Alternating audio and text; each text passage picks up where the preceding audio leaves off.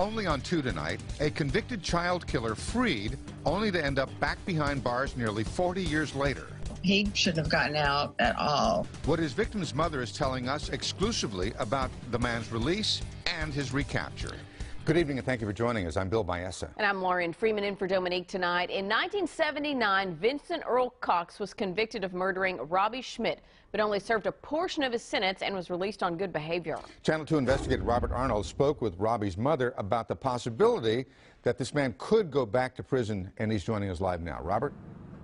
Vincent Earl Cox was the first of a wave of infamous murderers to recently be released from prison under an old Texas law. He's now in the Harris County Jail, again facing the possibility of being sent back to prison.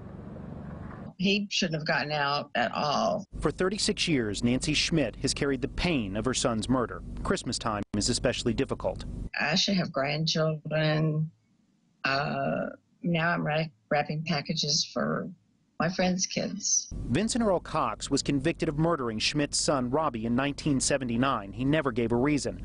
Cox was sentenced to 99 years in prison, but only served a third of that time and was released in April 2013. Cox was sentenced under an old law that allowed felons to cut their prison time down by showing good behavior. Texas has since abolished that law. It's time for him to go back to prison where he should be.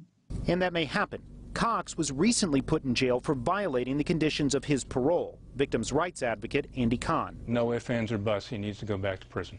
State officials say when Cox was released, his whereabouts were tracked 24 hours a day. But prison officials say Cox was not properly maintaining the equipment needed to keep track of his movements. That's something he's required to do so parole officers know where he is at all times. Kahn says this is the second time Cox was warned about this. From my perspective, it shows that you're not truly taking the rules and conditions quite seriously. That's why Cox was arrested and is being held without bond in the Harris County Jail. And I don't want anybody to have to go through what I've gone through.